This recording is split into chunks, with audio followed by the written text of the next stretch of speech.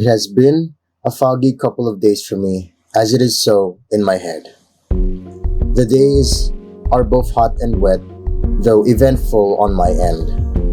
I've done a number of tasks I've set out to do, and yet it seems, out of all of them, just a start.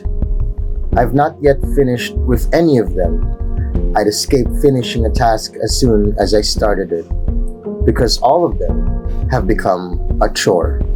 And chores are perhaps more unbearable than boredom itself.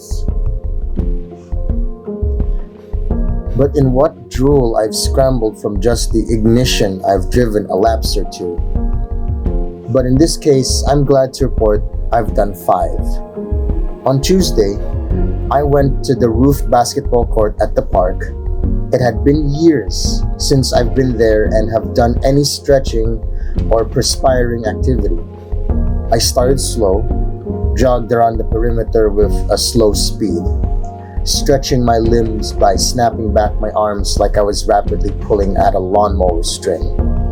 I was lifting my knees and snapping my legs at the air. My flexibility is as good as it was before. Oh yeah, I'm pretty great. I'm as flexible as a towering tree. I started sweating from the pace, but I knew this was only the beginning. It wouldn't truly be the start of the jog the moment my lungs and legs were burning. All athletes know that. When I finally began jogging, I knew I wanted to only do 5 lapses. If I had pushed myself to 10, I couldn't sustain that. Not because I really couldn't do that. In my prime, I could do 100 lapses. The problem was, in order for me to get used to anything more than that for long-term practice, I must show consistency first with a small amount for a long time until I don't sweat doing it. It will be only then that I could start doing 10, or do 2 sets of 5, and so on and so forth. I planned to do 2 sets of 5 in the morning, 2 sets of 5 in the afternoon, to increase my limit once my body had gotten used to the pace, and I could build back my old stamina.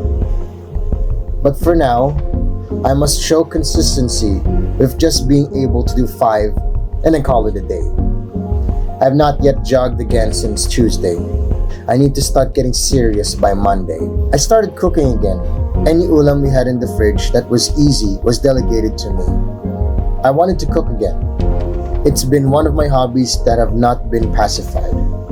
In fact, most of my other hobbies and interests I've left on the weight side have not been pacified.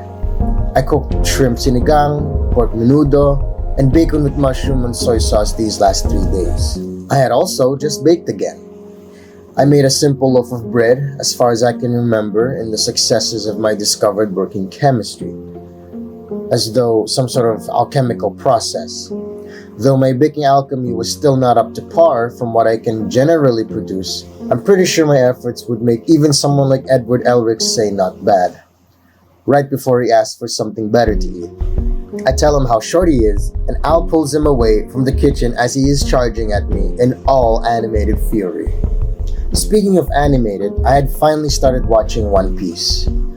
I began watching episodes 1 to 3.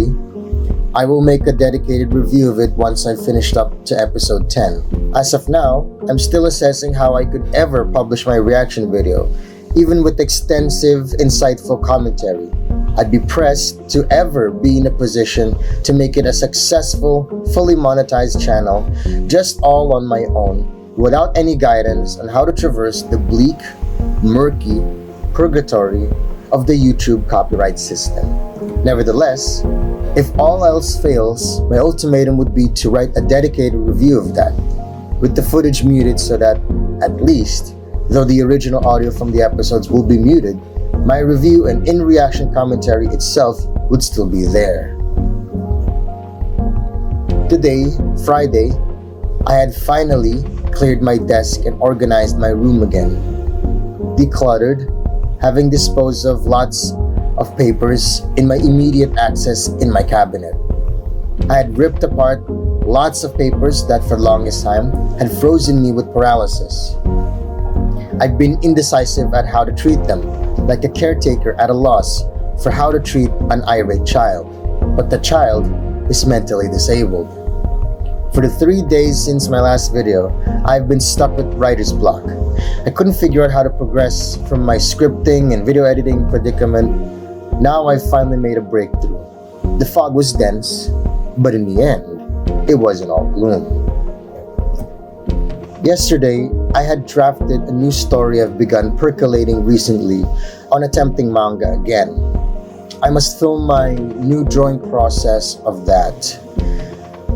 I can simply narrate my thoughts on the episodes as they happen as background in the video.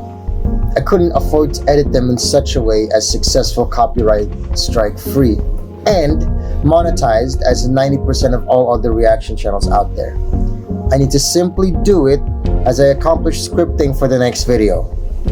Writing my thoughts down this way is the only path I can at killing two birds with one stone. I cannot do this in the way others do. It's literally too insufficient. It's literally too inefficient for me. I need to make use of what I can with B-rolls I can use, and still the occasional sound effects and sound bites, sure. A citation channel for this would be the Ash Files. Another is the video, The Answer is Not a Hut in the Woods by Excerpt 2A, one of my favorite videos of all time. I figured the length of my script is a cheat code of keeping the video longer than 20 minutes. I can essentially make a talking head video without me talking on camera for the first time in recording. And I can just use any archive footage as B-roll and voice record a script over it. My previous method was, in essence, to prepare footage first, then insert a voiceover script in between shots I liked to flow in a certain way. This was the style of Van Neistat, and definitely ignited the filmmaker in me to make these in the first place. It was a patchwork collage for whatever may fit between the words was my afterthought. Now I realize I should write my journal first, then use my existing footage I'd filmed recently or had already archived to complement my script for visuals.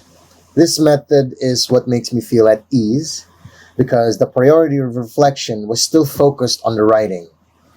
The video will be the body the words shall live in.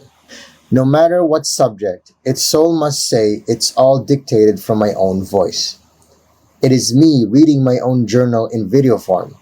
The videos must be used as a reference point for clarifying the limits of what memory can no longer extract. Like a book where some pages are missing. That's where the existing footage provides a clarity, like how a picture is worth 1,000 words.